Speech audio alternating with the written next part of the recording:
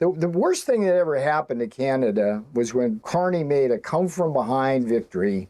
This is getting ugly. Welcome back to Moose and Loose. Today we have the Americans, not just Donald Trump and his administration, but just Americans in general getting immensely, how do we say this, frustrated with Canada's actions. The CBC, Mark Carney. We've got news hosts calling out Mark Carney. We've got a whole bunch of people going onto American news broadcasts calling out Mark Carney, exposing what he's doing. It is getting ugly. Let's jump into this. Starting this episode off, what are we looking at here? This is the Master U.S. Geological Survey now indicates Lake Ontario has been officially renamed to Lake America, as we see right there. So what's going to happen on Google Earth or wherever, in America, it'll say Lake America, but everywhere else, it'll say Lake Ontario in brackets, Lake America. That's what I'm guessing is going to happen here. Much like if you look at the Gulf of America or Gulf of Mexico, that's what it says. It shows Gulf of America in brackets when you're in Canada or anywhere around the world. Now, moving ahead, somebody's been paying attention to what Mark Carney's doing, and that is the Quebec Premier Christine Franchette, who's now using the same rhetoric as an election nears. Well, I would tell you that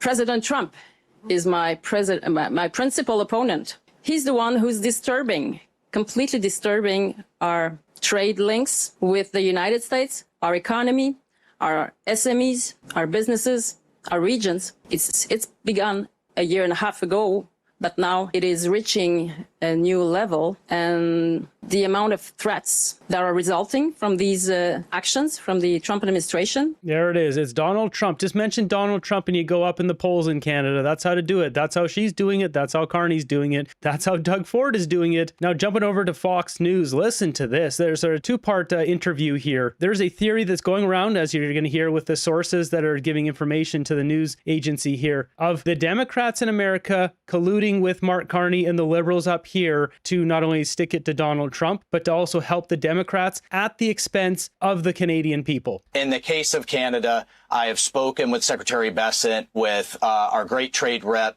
Jameson Greer. The deal was basically done, except that then Prime Minister Carney started to realize this was bad politics for him. He has run on being the tough guy against Trump. Elements of the deal, which was a fair deal on all sides, started to leak out. And suddenly he sends in some of his political team on top of the negotiating team and pulls out and starts spinning. One of the pieces of the spin, to your point on China, was that we were demanding that Canada not enter into other types of trade agreements. That's absolutely not true. What we said. So you're going to see he's going to name exactly what all that meant, and it's exactly what we suspected. It's all about China. And what the team said was, look, if we're going to give you very favorable tariff status, we're going to give you the best deal of any other country that we trade with in the world.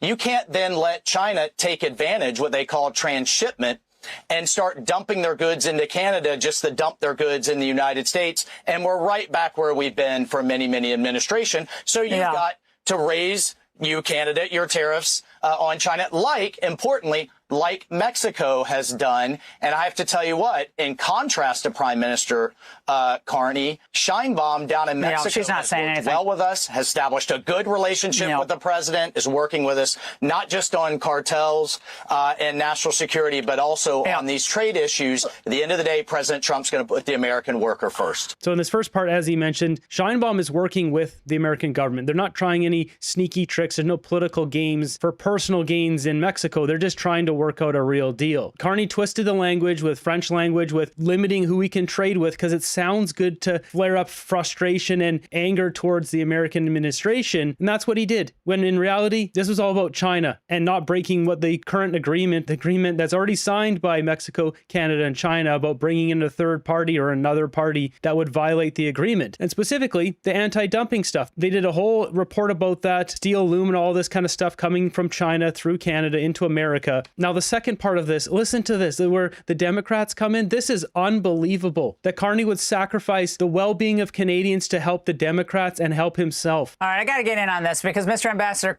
Carney created a new position in his office for a woman named Maya Johnson, who had been advising him on U.S.-Canada trade policy. Now, Ms. Johnson happens to have been a major player in Hillary Clinton's 2016 campaign and was even in the WikiLeaks published John Podesta emails.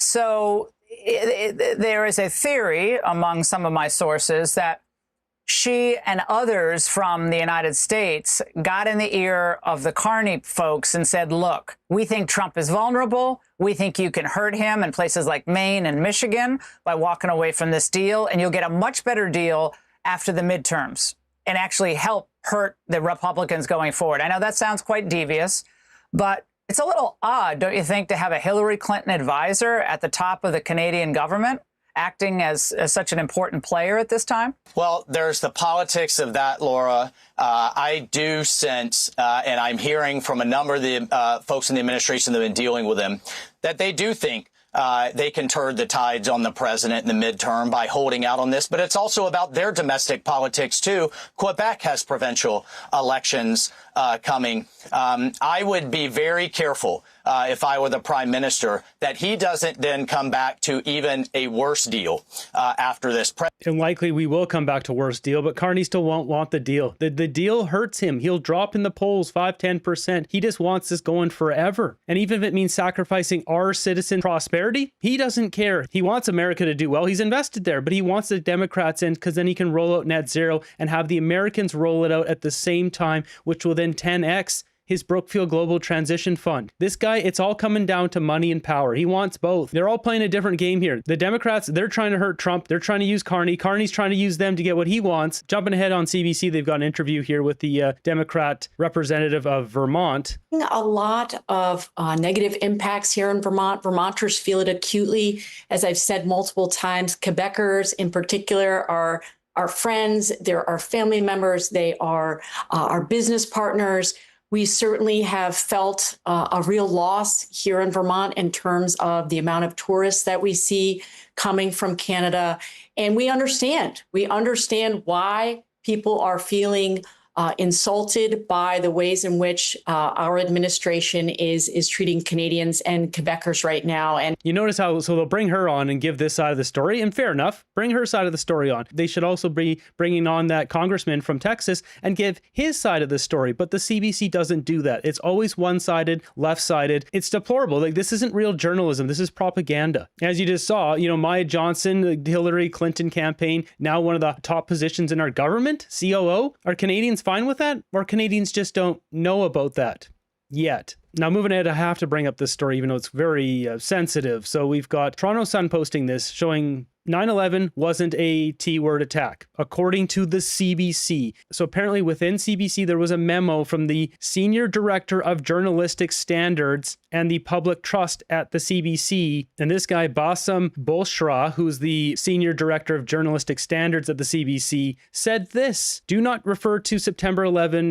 bad times as a T-word attack. Don't refer to it as that. It's just unbelievable, unfathomable to say that. Bolshra states that in all bold letters, italicized, as to emphasize the point, to make it a clear directive, not a suggestion. Just to put a face to the name, this is the guy. This is the guy who said, don't refer to it as a T-word attack. Unbelievable. Maybe it's time for CBC to clean house. Now, this has led to absolute shockwave across America. You got New York Times posting this. Canada CBC instructs staff to not call that event a T-word attack, and news coverage. They're broadcasting this everywhere. You've got FBI Director Kash Patel saying any agency in Canada that doesn't publicly reject this event of history and an insult to the souls lost during our largest T-word attack in U.S. history will no longer have friend in this FBI. Not to mention our heroes that responded in the aftermath. This has insulted the Americans so badly. There's so much bad blood right now. Donald Trump renaming Lake Ontario to Lake America, obviously very insulting to Canadians. It's just ridiculous. It's embarrassing to Carney and, well, Doug Ford, who's the one who stirred all this up. We've got Peter Navarro here on C-SPAN. Listen to this. I love Canada. We love Canada. Americans love Canada.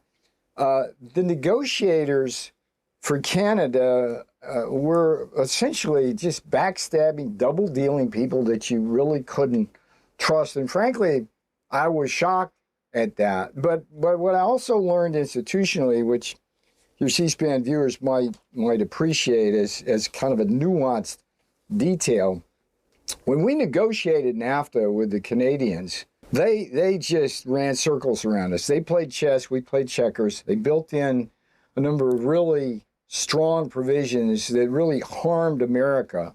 And I think from that point, they've always believed that they're better negotiators, smarter negotiators. This deal blew up for only one reason: politics across our border.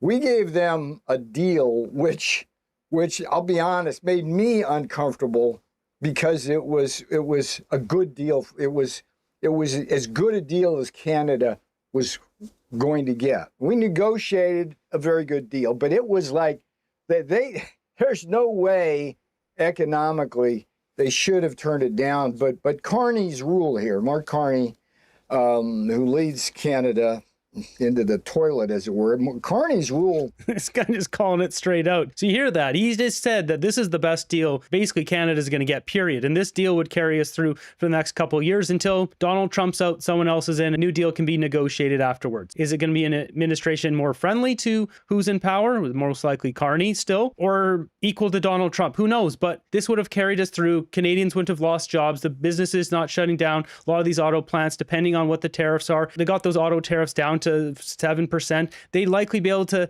absorb that, increase the cost a bit, and still be able to operate. But Carney's like, I don't care about any of that stuff. I'm just going to work with the Democrats, boost my own polling numbers, and get my Brookfield Global Transition Fund jacked up in value. And that's what he's doing. He has no loyalty to any of us, our country, any of it. Look how he walks with his wife anywhere he goes. He's always in front of her. He doesn't put her in front. He's not the guy that's like holding the door. It's icky to watch. Here's Mark Carney at the Kananaskis G7. This is a Rebel News clip. This is pretty funny commentary.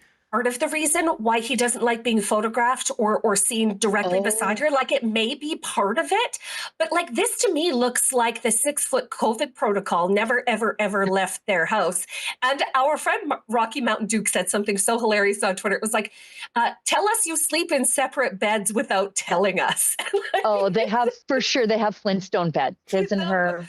Yeah. I mean, look, like he comes out here in front of her. He's not walking next to her. This is a couple hours earlier when they landed at the G7. I mean, look, his back turned to her, not standing with her. Like, I mean, what, 4 or 5 feet apart? Here's Carney arriving in Rome to see the Pope. I mean, what's going on here? I get he's going to shake the hands first, but they could walk down together and then he can take the last step forward to start shaking hands. It's like he doesn't want to walk next to her. There's something really weird about this guy. It's off-putting and not prime ministerial. Seems to be that for every additional political point he can rise in the polls trashing Donald Trump, his economy goes down by several more points. And that's the ugly problem we're in. And then he's got his like German Shepherd kind of egging him on in Doug Ford. And both of these gentlemen don't understand they've got a glass jaw. I mean, our economy is so much bigger than Canada's that they need us more than we need them. And it's unfortunate that we gave them a really good deal. And there's the expression speak to that deal. What they retraded it. Go ahead. Speak to that deal. What were we asking that Canada wouldn't agree to ahead of negotiations breaking down last Friday? So the whole issue arose from what's called a Section 338 action against Canada. 338 gives the United States Trade Representative the power to impose tariffs where another country discriminates against the United States with respect to how it treats us. In other words, if Canada's doing something to everybody in the rest of the world, 338 doesn't apply. But if it's just singling us out. So in the case of the 338, we've clearly got a major dairy problem with Canada. They've got triple-digit tariffs on our dairy folks.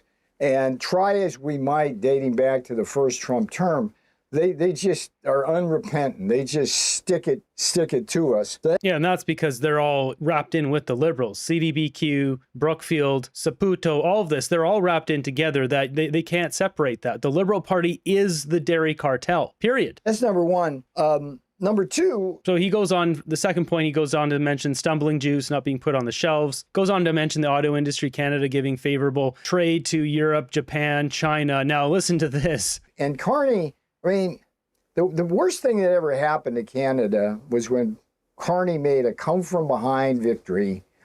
He was down, I don't know, 30 points, and then he started his Trump derangement syndrome rhetoric and surged to win. And somehow, every time Carney dumps on Trump, the Canadian people reward him with political support. I've said this repeatedly. I'm speaking right now to the Canadian people. I know a lot of them watch C-SPAN. You can't encourage Carney and especially Doug Ford to dump on the United States when we are trying our best to have a fair deal with you all, and you're just playing politics with somebody in a country which is far stronger economically than you are, and it's not going to end well for Canada. And this is just so hard because like Donald Trump is the one flaring this up. If he hadn't flared things up back when he got in, if he just gave it like a month or two, was just chill, you know, not talking about taking over Greenland and Gulf of Mexico, Gulf of America, and then tariffs in Canada, 51st state. If he hadn't done that, then we wouldn't have Carney in there. So like the Liberals keep using Donald Trump's emotions against him, and he just keeps flaring it up. Now, obviously, they're not going to try to tell Trump what to do, but that's what's going on. Until Trump stops doing stuff like Lake America, this is going to keep happening. So likely we're not going to get a deal for 2 years. Canada will continue to go downhill until there's another election. America, in Canada, this is not going to get any time better in the next 2.5 years. I predict that the deal you got, that you turn your nose up, you're never going to get that deal again. Whatever you get is going to be less than that. And that's on Carney, and that's especially on Ford, because if you look at like the... Yeah, I mean, I agree that deal is not coming back, but they don't want a deal. Carney and Ford, they like the bump in the polls. They care about themselves. They don't care about Canadians. These people are morally bankrupt. I mean, look at this one here Melissa dug up. This is Mark Carney back when he had black hair. He was the governor of the Bank of Canada. Listen to this. It's the same rhetoric. So this is from 13 years ago. So against this background, it's not surprising that we meet at a time where uncertainty over the global outlook is high. As Canadians, we need to focus on what we can control. We can't fix the euro. We can't fix the U.S. fiscal cliff or restart the U.S. housing market. This was him warming up to dangerous and divided world.